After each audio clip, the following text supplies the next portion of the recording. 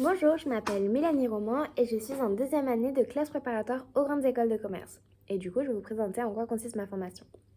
Donc la classe préparatoire, c'est une formation qui dure 2 ans au cours de laquelle on nous prépare pour passer des concours d'admission aux grandes écoles de commerce telles que HEC, ESSEC ou encore TBS.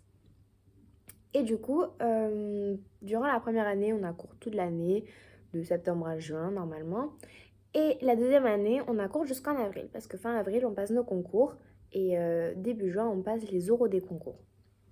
Donc, quand je dis qu'on a cours toute l'année normalement, c'est que on a cours comme au lycée, du lundi au vendredi, enfin presque. Et on a les mêmes matières qu'au lycée. C'est d'ailleurs dans un lycée que se passent les classes préparatoires. Et du coup, on a 8 heures d'éco, on a 9 heures de maths, on a 3 heures de LV1 et 3 heures de LV1, 2, 3 heures de philo et 3 heures de culture G. Donc la culture G, c'est un peu comme le français dans l'épreuve. Donc en soi, les différences par rapport au lycée, c'est que ce que vous avez fait au lycée, ben, c'est un peu les bases. C'est un peu comme une bande-annonce par rapport à ce qu'on va faire en prépa. Parce que tout est beaucoup plus approfondi en prépa. Donc par exemple, en éco, vous avez juste les mécanismes un peu, savoir les notions de base. Mais après, en prépa, on va vraiment rentrer dans toutes les théories, pourquoi ça se passe comme ça, qui a dit quoi et tout, pour comprendre les enjeux économiques mondiaux. En mathématiques, c'est très différent, mais sachant que certains de vous, enfin si vous faites prépa et que vous avez pris spécialité mathématiques, vous êtes encore en spécialité mathématiques, peut-être que l'écart il sera moins important, parce que du coup, moi j'avais maths ES, et du coup c'est un peu comme maths complémentaire, donc il y avait des chapitres que je n'avais pas vus, des choses que je ne savais pas faire, mais que je crois que vous voyez en spécialité mathématiques. Mais après, je reviendrai sur les maths plus tard. En langue, c'est totalement différent parce qu'en fait, ce que vous faites au lycée en langue, bah, vous faites pas grand-chose en fait. Alors qu'en prépa, vraiment, le but des langues, c'est de vous faire acquérir un niveau de langue qui vous permettra de pouvoir échanger avec des entrepreneurs étrangers. Donc, vous devez avoir un certain niveau enfin, une certaine base de vocabulaire et de compréhension. Donc, c'est pourquoi on fait que de la traduction de l'anglais au français, de français à l'anglais. Et en plus de ça, on a des cours de civilisation sur les endroits où on parle la langue. Donc, par exemple, on a étudié le système politique des États-Unis, le système politique du Royaume-Uni, la royauté en Espagne, les problèmes sociaux en Amérique latine, histoire que, en fait, vous ne soyez pas inculte par rapport aux cultures de la langue. Et donc, si vous parlez avec quelqu'un qui est d'origine anglophone ou hispanophone. Donc voilà, en ce qui concerne la philo, ça change pas du tout du lycée, c'est le même programme en fait, parce qu'on reprend pour qu'il n'y ait pas d'inégalité entre ceux qui n'ont pas vu telle notion ou quoi. Et du coup, en fait, la culture G, c'est vraiment de la culture G. En fait, on va voir ce que les différentes époques historiques ont apporté à la littérature, la peinture, la sculpture et tout ça. Mais après, au niveau de l'épreuve, en fait, ça s'apparente un petit peu au français parce qu'on va faire des résumés. Donc, par exemple, on va avoir un texte de 4 pages, 5 pages, et on va devoir le résumer en 400 mots. Du coup, c'est pour ça que c'est un peu comme du français. Après, autre différence avec le lycée, c'est qu'en plus des cours, on a des DS toutes les semaines et des cols. Donc les DS, c'est des examens de 4 heures qu'on a toutes les semaines. Pour moi, c'est le samedi matin. Il y a d'autres prépas qui le font le lundi ou le mercredi, mais la plupart du temps en prépa économique, c'est le samedi matin. Du coup, c'est un peu dur au début, mais on s'y a fait. Ça vient. Donc, on a des dissertations en économie, des traductions en langue, enfin voilà quoi. Et en plus des DS, toutes les semaines, on a 2 cols. Donc, on a une semaine sur 2 cols de maths ou cols d'éco. Et en plus de cols de maths ou éco, on a soit langue, soit culture G, soit philo. Et du coup, en quoi ça consiste l'école? Donc, l'école, on les fait à 3. vous êtes un trinôme établi au début de l'année par le professeur principal et vous faites toutes vos cols ensemble. Donc, par exemple, en éco, on va avoir un sujet de dissertation et on va devoir faire un plan détaillé de dissertation en 20 minutes et ensuite l'exposer en 10 minutes au professeur. Donc avec accroche, problématique, exemple, tout ce qu'il faut pour une dissertation. Mais vous n'avez pas à rentrer dans le détail parce que vous n'avez pas le temps. Donc au début c'est un peu dur, mais petit à petit on s'y fait et ça aide vraiment pour pouvoir réviser les DS. Ensuite en mathématiques, en fait on va avoir des points de leçon à réécrire au tableau et des exercices à faire. En langue, on va avoir un article dans la langue et on va devoir le synthétiser dans la langue et faire un commentaire sur le thème de l'article. Donc, par exemple, si l'article parle de la corruption, ben, peut parler de la corruption en Colombie, au Nicaragua ou quoi que ce soit. Et en culture G philo, en fait, ça varie. Ça dépend parce que c'est ce qui nous prépare le plus aux grandes écoles de commerce, enfin aux oraux des grandes écoles de commerce, puisqu'on va avoir des entretiens de personnalité où on doit se vendre à l'école de commerce. On va avoir des débats en mode triptyque HEC où on a une notion telle que l'an dernier, il y a par exemple collapsologie qui est tombée. Et donc, il doit avoir un pour et un contre. Donc, on doit établir une argumentation autour de cette notion sans savoir ce que l'autre va faire. Juste, on est contre ou pour. Et un observateur qui va devoir synthétiser le débat.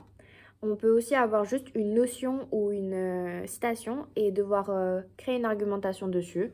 Donc, créer une problématique autour de la notion et défendre son point de vue. Donc, par exemple, on peut tomber sur l'utopie, l'honnêteté, l'espoir, ce genre de choses. Du coup, voilà. Par rapport au col, c'est un peu ça. Les cols ne sont pas dans la moyenne, c'est juste à titre indicatif. En fait, c'est pour nous montrer vraiment notre progression. Ça nous fait réviser, ça nous fait nous améliorer. Par exemple, en col de langue, ça aide vraiment à s'améliorer parce que du coup, on passe tout le temps à l'oral. Et du coup, c'est en fait plus des entraînements qu'autre chose. Mais les notes, ça compte pas tellement parce qu'au début, elles vont être assez basses. Mais petit à petit, on s'améliore. On s'améliore. Du coup, voilà. Et enfin, dernière différence par rapport au lycée, donc c'est la charge de travail. Je pense que vous en doutez et que vous avez déjà entendu, c'est qu'en prépa, on a beaucoup plus de travail. Donc en fait, oui et non. En tout cas, en première année, moi, je trouve qu'on n'avait pas une charge de travail colossale. Donc évidemment, on a beaucoup plus de travail qu'à la fac et qu'au lycée. Mais en fait, si on s'organise bien, c'est pas aussi pesant. Bon, vers la fin de l'année, quand on commence à avoir plus de trucs, là, ça devient un peu plus pesant. Ou quand on a des concours blancs, là, c'est plus pesant. Mais sinon, ça va. En fait, déjà les premiers mois, vous allez avoir presque rien si vous venez en prépa. Parce que, en fait, les professeurs vous laissent le temps de vous adapter à cet environnement. Et du coup, c'est aussi des mois pour se découvrir soi-même par rapport aux méthodes de travail. Comment est-ce qu'on fiche? Comment est-ce qu'on apprend mieux? Est-ce que c'est mieux qu'on travaille tôt le matin ou tard le soir? Parce que par exemple, il y a des gens qui se lèvent très tôt pour travailler, d'autres qui préfèrent travailler jusqu'à tard. Quand je dis tard, c'est pas au-delà de minuit, parce que sinon ça sert à rien. Vous allez être fatigué en cours, vous n'allez pas suivre, ça sert à rien. Mais on peut facilement aller jusqu'à 23h, 23h30. Du coup, ça peut faire peur de se dire qu'on travaille jusqu'à 23h30, mais des fois c'est un peu nécessaire. Mais au début, en tout cas en première année, vous n'avez pas autant à travailler, à travailler autant. Et en fait, c'est vraiment une histoire d'organisation, comme je vous le dis. Parce que en mathématiques, par exemple, si je devais expliquer un peu ce que moi j'avais l'an dernier, j'avais facilement 5 exercices par jour à faire pour le lendemain. En langue, j'avais chaque semaine en anglais, par exemple, 40 mots à connaître pour la semaine d'après. En espagnol, ça pouvait aller jusqu'à 100 mots à savoir pour la semaine d'après, mais c'était pas toutes les semaines, ça dépendait de ce qu'on faisait en cours. On pouvait aussi avoir des traductions à faire ou des commentaires. En philo et en culture G, on n'a pas de travail. Et en fait, les DS de culture G ne se travaillent pas parce que du coup, c'est des résumés, on ne peut pas le réviser.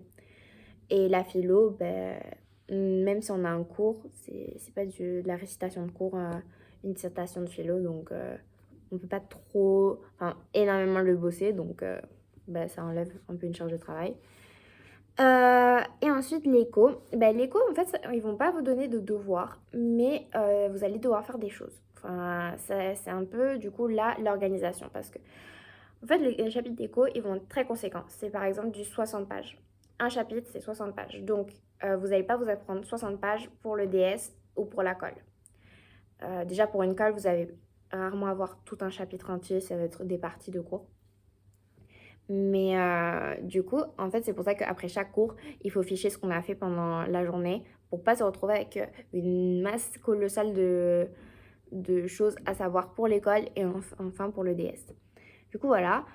Mais du coup, en soi, on n'a pas énormément de travail, mais c'est juste qu'il faut le faire petit à petit pour ensuite avoir du temps libre. Parce que ça, c'est très important.